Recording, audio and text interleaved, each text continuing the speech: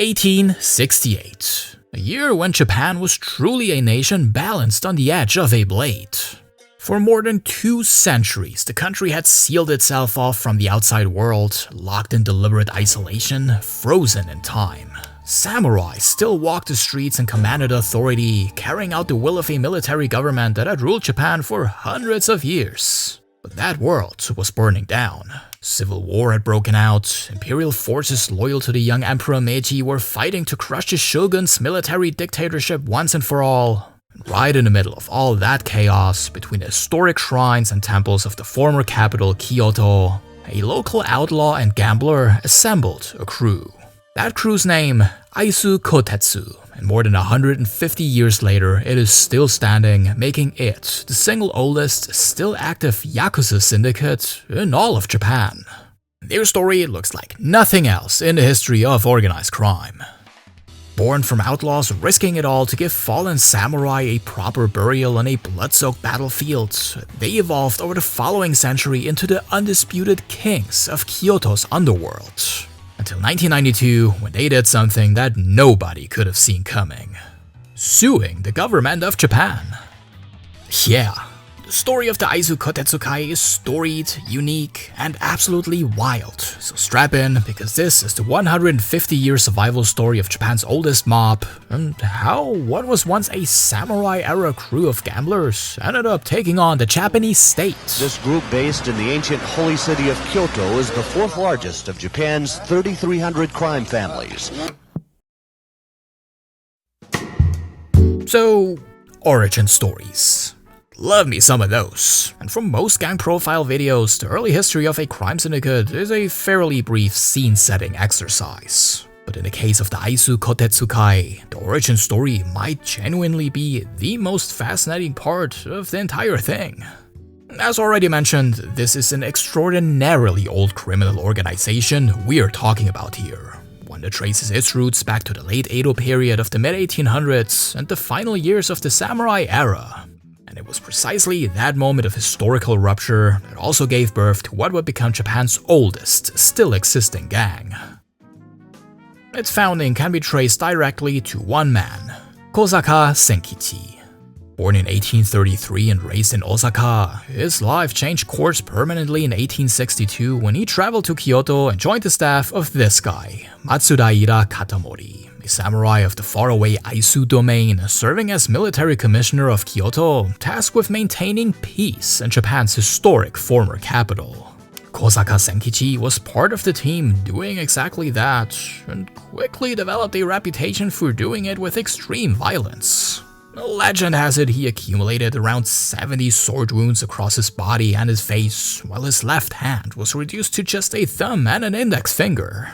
The man was essentially speedrunning the modern Yakuza aesthetic before the modern Yakuza as we know them even existed. In 1867, Kosaka crossed a line he couldn't uncross, actually killing a man during a confrontation. The sentence was death. But in 1868, the shogun himself, Tokugawa Yoshinobu, visited Kyoto and, in an act that history as far as I can tell has never fully explained, granted Kosaka a personal pardon. Given a second chance at life, he wasted no time. Receiving a symbolic sake cup from a local gambler, which was a formal gesture of allegiance in the tradition of the era, Kosaka assembled a crew of followers and founded his very own gambling outfit. He called it Aizu Kotetsu, named after a combination of the Aizu domain that was the home of the samurai lord he'd served, and his own nickname Kotetsu. Efficient, if not exactly creative branding. Now, 1868 also just happened to be the year of the Battle of Toba Fushimi, fought just outside Kyoto, where the shogunate's forces clashed with Emperor Meiji's Imperial army in one of the most pivotal confrontations in Japanese history. Kosaka, for his part, mobilized around 500 of his own followers to support the shogunate as laborers. It was an unfortunate allegiance. The shogunate suffered a decisive defeat, and Kosaka's men were forced to retreat to Osaka for the time being. But they would return. When they did something that nobody else in Kyoto was willing to do. With Imperial forces now controlling the city, the bodies of nearly 900 fallen shogunate soldiers, many of them Aizu domain samurai, lay largely unclaimed. Locals feared association with the losing side, and so Kosaka gathered around 200 of his followers and gave a proper burial to close to 400 of those fallen samurai at Kyoto's Kurotani cemetery, sending their belongings home to their families. Turns out the locals were right to fear the consequences, because Kosaka's own house was burned to the ground in retaliation shortly after. Just one thing worth mentioning here. Some of what we know about Kosaka today exists somewhere between documented fact and accumulated legend. But this entire act, the burial of the fallen Aizu samurai when nobody else dared, is not only the most romantic, but also among the best sourced parts of his story. Fittingly, he was even laid to rest at that same cemetery himself.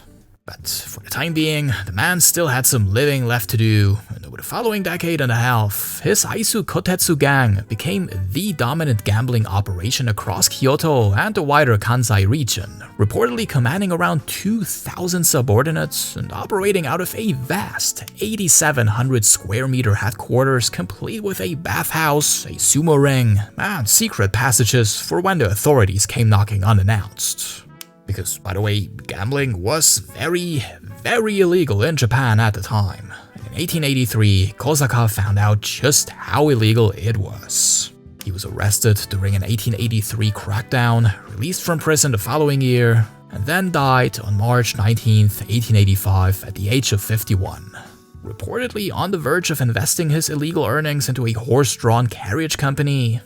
That, the first chapter of Japan's oldest criminal syndicate had closed, and what followed was close to a century of either murky or completely non-existent history.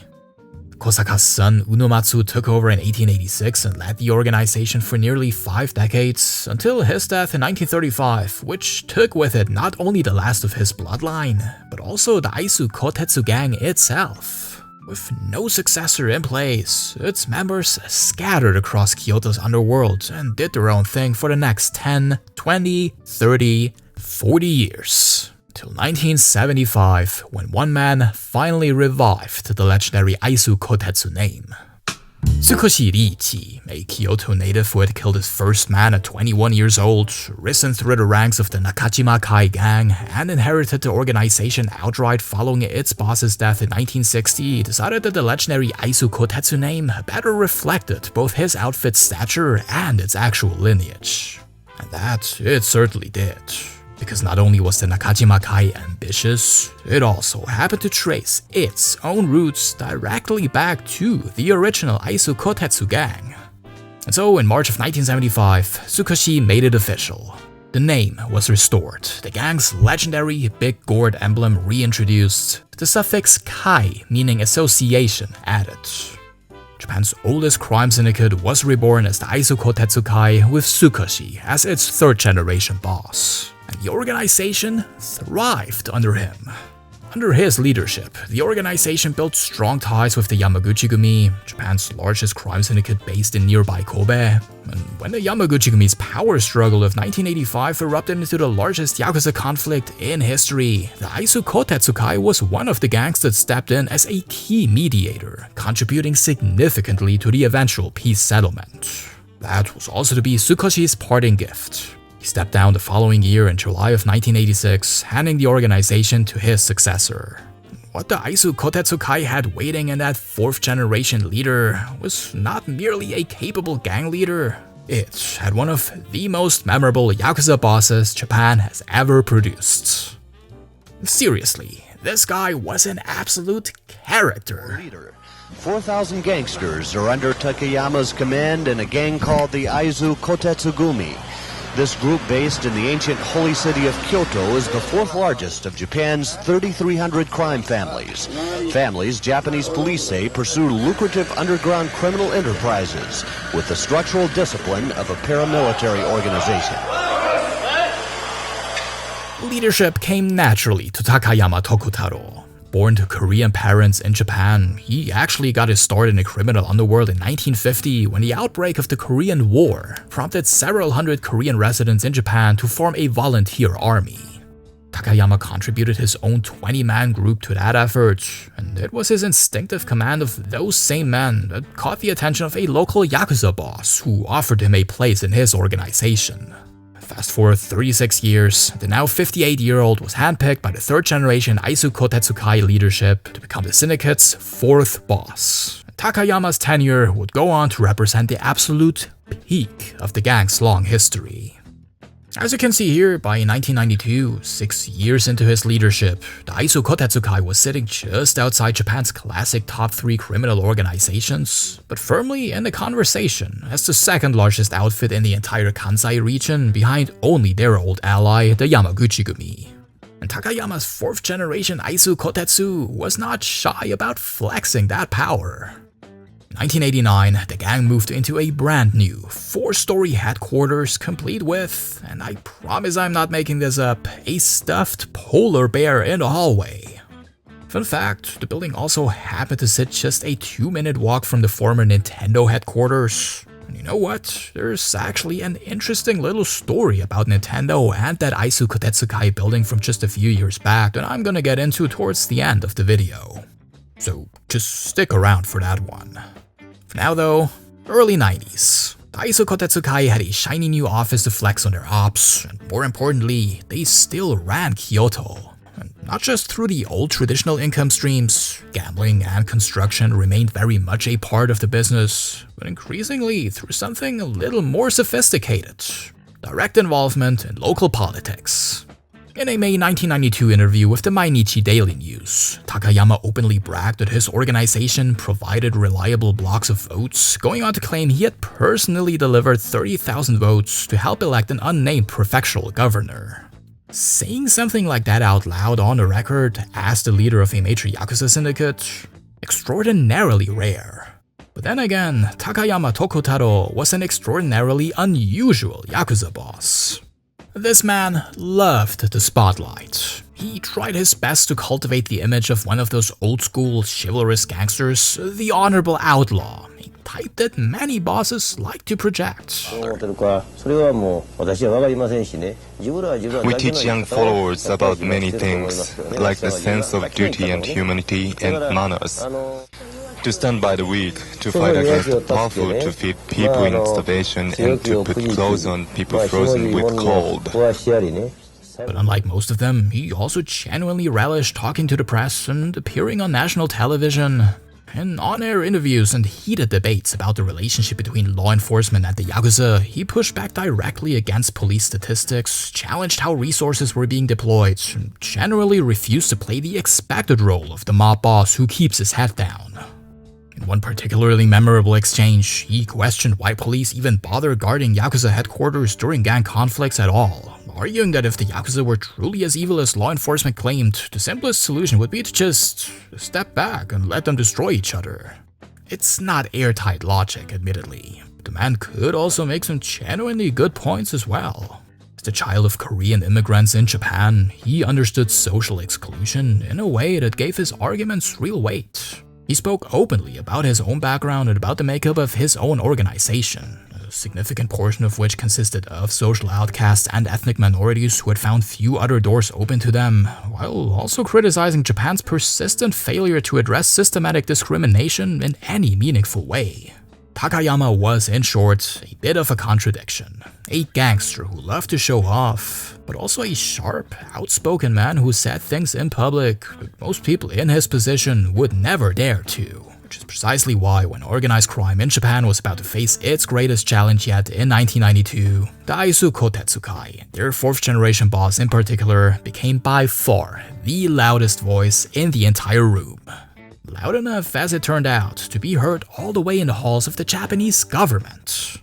So yeah, that whole suing the state thing? Nope, that was not clickbait. That actually happened. But what exactly did the Aizu Kotetsu sue the Japanese government for? Well, to find the answer, we go to March of 1992, when the Act on Prevention of Unjust Acts by members of organized crime groups, better known by its considerably shorter nickname, the Anti-Yakuza Laws, came into full effect. It was a landmark moment. For the first time in history, the Japanese government had actually, officially, publicly, and meaningfully moved against the existence of organized crime in Japan. This new legislation directly targeted the Yakuza's membership and core income streams. Protection money, illegal debt collection, shady real estate dealings, all now explicitly banned. Bosses were made personally liable for their members' actions, recruiting juveniles was prohibited. Even causing anxiety to those living near a gang office, one of many memorably vague sections of this new law, was now a punishable offense. In short, being Yakuza was, for the first time in Japanese history, essentially illegal. Any organization with a sufficient percentage of members holding criminal records could now be formally designated as a crime group. In 1993, the National Police Agency of Japan published its inaugural list of designated Boryokudan organizations. The Aizu Kotetsu was, of course, on it. As you can probably imagine, the Japanese underworld was not thrilled, and it made that displeasure known in ways that ranged from predictable to genuinely spectacular. Most famously, waves of Yakuza members descended on Tokyo's Ginza district to protest the new laws. I mean, with actual banners and all that good stuff, and organized demonstrations on one of the most prestigious shopping streets in the country. Truly a sight to behold.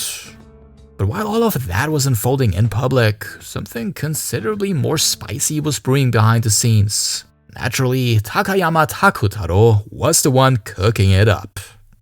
His view on the anti-Yakuza laws was unambiguous. He found it unconstitutional. In Takayama's reading, the government's new framework violated fundamental constitutional protections, freedom of association chief among them, while a blanket group designation at the heart of the legislation effectively bypassed standard legal procedure, treating individuals as criminals before any crime had actually been proven. He also warned that the law's reach would extend well beyond active Yakuza members, threatening ordinary citizens, small businesses, and family members with any sort of connection to the designated organizations. As much as we would probably all agree that Japan was long overdue a serious legal reckoning with organized crime, Takayama was making some points that were difficult to simply dismiss. Because he was a man who had not once in his life kept his opinions to himself, he made a decision. He was going to take the government to court. That case was filed in Kyoto with Takayama as plaintiff and a legal team headed by right-wing legal expert Minamide Kikuchi. The strategy they pursued was striking in its directness. They argued that social discrimination, specifically against the communities that made up a significant portion of the Aizu Kotetsu membership, was the root cause of the criminal behavior the new laws were seeking to address. The parties in question were those Takayama knew intimately from within his own organization. Burakumin, Korean and Taiwanese residents in Japan, as well as other socially vulnerable groups, the poorly educated, the destitute, those with prior criminal records who simply found themselves permanently locked out of mainstream society. Minamine's argument was blunt. Unless the discriminatory structures that pushed these people toward organized crime were formally acknowledged and addressed, no amount of anti-Yakuza legislation could meaningfully solve the problem. Then, Takayama himself had a go at the authorities present at the hearing, saying, and I quote, "You talk about the ratio of ex-convicts in an organization's upper ranks, but those who've served their sentences are supposed to come out clean. The Organized Crime Countermeasures Law, though, says their criminal records stay on the books for another 10 years. It makes no sense to treat people like they're still inside. Don't you think it's wrong? It's blatant discrimination. It goes beyond whether the existence of Yakuza is good or bad. It's a question of how you treat human beings. What are you really up to here? Have you forgotten everything we helped you with after the war? Is this how you repay us for all we've done for you? Why not just come out and say we've got no human rights? We could handle that, but what you're saying is we have human rights, so we must meet our obligations. But you won't give us the right to live. Do we have human rights or not?" It was a remarkable thing to say out loud in a courtroom, and it spoke to something that seemed to run much deeper than a straightforward defense of criminal enterprise. That impression was shared by Miyazaki Manabu, a Japanese underworld figure with close ties to people like Takayama himself, who documented much of the Aizu Kotetsu court proceedings in his extraordinary book Topamono. And according to Miyazaki, Takayama went into the entire case with no illusions about the outcome, saying, quote, "The case isn't about winning or losing. We are sure to lose, so I don't give a damn about that. It's about refusing to compromise. This law is unacceptable and I won't rest easy in my grave unless I've stated our case. Also, I can't let down those who support us, however few of them there are." End quote. So whether that was the chivalrous Yakuza boss performance Takayama had always been so fond of, or a genuine statement of principle, or both, he backed it up by staying in the fight longer than anyone else. Other syndicates actually joined similar lawsuits between 1992 and 1993. The Fukuoka-based Kudokai filed their own case, and the Yamaguchi-gumi, reportedly fielding a legal team of around 200 lawyers, launched the most high-profile parallel action. Unsurprisingly, given that as Japan's largest criminal organization by far, they stood to lose the most under the new laws. But the Yamaguchi-gumi dropped their lawsuit in January of 1995 in the wake of the Hanshin earthquake that had devastated their home city of Kobe. By then, significant opposition to continuing the lawsuit had also formed within the Aizu Kotetsu itself. Still, Takayama refused to budge. He stood his ground until the very end, which came on September 29, 1995, when the Kyoto District Court handed down its ruling.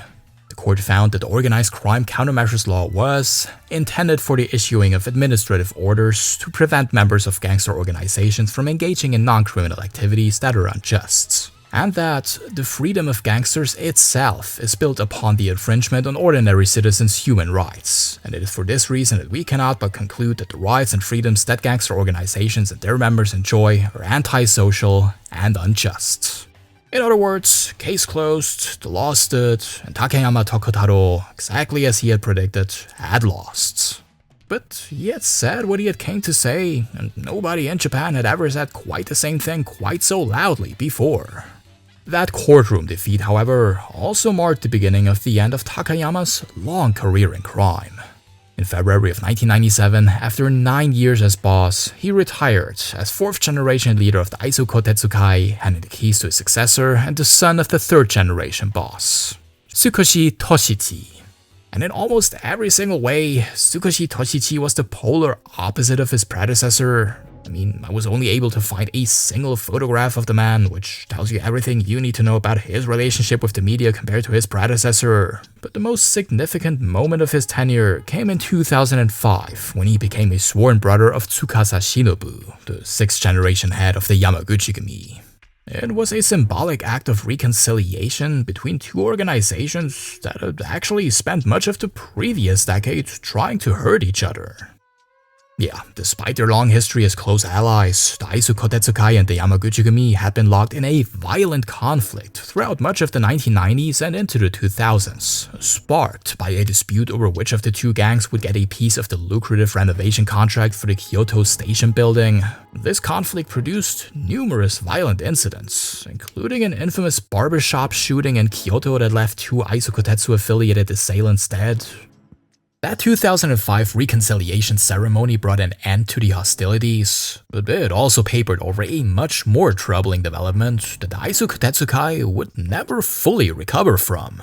Because despite that symbolic handshake in 2005, the Yamaguchi-gumi had broken a decades-long agreement not to move into Kyoto, and move in they did, fast and with overwhelming force. The 5th-generation Aizu Kotetsu leadership under Baba Yoshitsugu took over in 2008.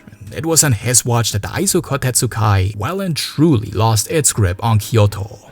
Their most lucrative business, construction in the city, slipped steadily out of their hands and into the Yamaguchi-gumis, whose vastly superior numbers and resources made the outcome almost inevitable. The anti-Yakuza laws, meanwhile, had been continuously tightened and updated since their introduction in 1992, squeezing the organization from the legal side as the Yamaguchi-gumi squeezed from the street. By 2012, membership of the Aizu Kotetsu had fallen from its 1992 peak of 1,600 to just 410, while the Yamaguchi-gumi now had more than 1,000 members operating in Kyoto alone. So, the Aizu Kotetsu fate had become entirely tied to a larger organization. Which meant that when a Yamaguchi-gumi experienced its own massive internal split, fracturing into the original Yamaguchi-gumi and the breakaway Kobe Yamaguchi-gumi, pretty much every affiliated gang across the country was forced to pick a side. The Aizu Kotetsu was no exception, and it split right down the middle. In January 2017, Baba Yoshitsugu handed leadership to Kaneko Toshinori, but simultaneously, a senior figure named Harada Noboru also declared himself the new head of the organization, and with a significant faction behind him too. The difference between the two camps came down to one simple thing. Kaneko's faction aligned with the original Yamaguchi-gumi, while Harada's backed the newly formed Kobe Yamaguchi-gumi. That means that Japan's oldest criminal syndicate now had two different men claiming to lead it, and thus two factions operating under the same name and the same emblem, which was, as you can imagine, entirely straightforward and not at all confusing. That infighting would persist exactly 4 years until in January of 2021, Harada and his faction returned to the fold under Kaneko, accepting a secondary position within the organization. So Aizu Kotetsu was unified once more, which brings us to today. The current 8th generation head of Japan's oldest criminal organization is Takayama Seiken, and this guy is special. Not only is he the son of the 4th generation boss, but his appointment also marked a historic first in the gang's long history. See, Takayama Seiken did not come up through the Aizu Kotetsu own ranks, actually, he was a Yamaguchi-gumi man who announced his departure from the 6th generation Yamaguchi-gumi in September of 2024 to take over an organization that had, by that point, become a shadow of its former self in the most literal sense. As of December of 2025, the Aizu Kotetsu has approximately 40 members left. Yes, 40. Japan's oldest and most storied criminal organization, the gang founded on the streets of Kyoto in 1868 that buried samurai on a bloody battlefield that sued the Japanese government just 30 years prior, is now barely larger than a high school homeroom class. And if that isn't a story of epic decline, then I don't know what is. But the real question is, of course, what if that 4-story headquarters they moved into so triumphantly in 1989? The one with the stuffed polar bear in the hallway. Well, I have no information on the current whereabouts of the polar bear, which I find deeply unsatisfying, but as for the building itself, that's actually quite the story. During the 2017 split, a bitter internal dispute over control of the headquarters erupted between the two rival Aizu Kotetsu factions. Tense enough that the Kyoto District Court stepped in and flat out prohibited the building from being used by either side, effectively rendering it useless for years. But remember that interesting Nintendo connection I promised you earlier? Well, Nintendo moved its current Kyoto headquarters in a different part of the city all the way back in 1959, long before the Aizu Kotetsu moved into their building just down the road in 1989. Which means, much to my disappointment, that Takayama Tokotaro almost certainly never knocked on Nintendo's door at midnight in his sandals asking to borrow some eggs and milk to bake a cake. A fantasy I have been quietly nursing throughout this entire research process. What actually happened to the building, though, is this. The old, now empty Aizu Kotetsu headquarters was sold to a Kyoto-based real estate company in April of 2021 before being acquired in October of 2022 by an organization called the Yamauchi Foundation. Now, the name Yamauchi should ring a bell for anyone with a passing knowledge of Nintendo's history, because the Yamauchi family founded Nintendo, and the Yamauchi Foundation is an investment firm headed by Yamauchi Banjo, the grandson of Nintendo's 3rd and longest-serving president, and he was the one who oversaw the purchase of the former gang headquarters and the land it stood on. Why exactly did Yamauchi Banjo's foundation buy a former Yakuza building? Was it a long-standing grudge against the tattooed, suited-up gangsters who had spent decades sullying the hallowed grounds adjacent to the old Nintendo home? Sadly, no. The real answer is considerably less dramatic: town revitalization. The purchase was simply part of a broader effort to breathe new life into not just the old Nintendo HQ, now turned into a pretty sick-looking hotel, but also into the area surrounding it. And a looming 4-story former gangster building with a mysterious stuffed polar bear somewhere inside it was, one imagines, not quite the aesthetic the Foundation had in mind. So the old Aizu Kotetsu headquarters was torn down following the purchase, which if you ask me is just about the most poetic possible ending to today's story about Japan's oldest criminal organization. Its power finally, literally razed to the ground. The samurai-era gamblers who buried the dead, sued the state and ran Kyoto for over a century, reduced in the end to a demolished building and one missing polar bear.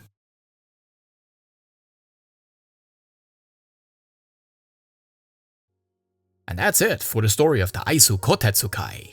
What a wild ride. Here's an idea. If you made it all the way to the end, first off, kudos to you.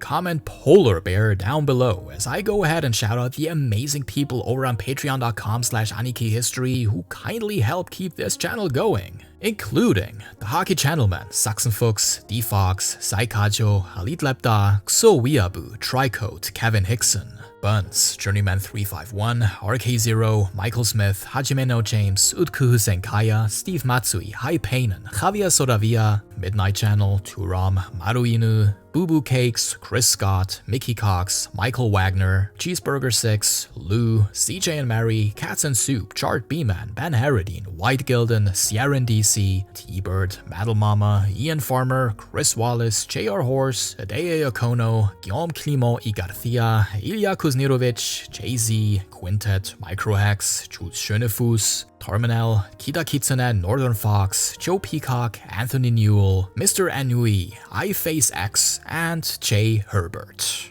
To all of you generous boys and girls, and everyone else who tuned in this time, thank you so much for watching. Sayonara.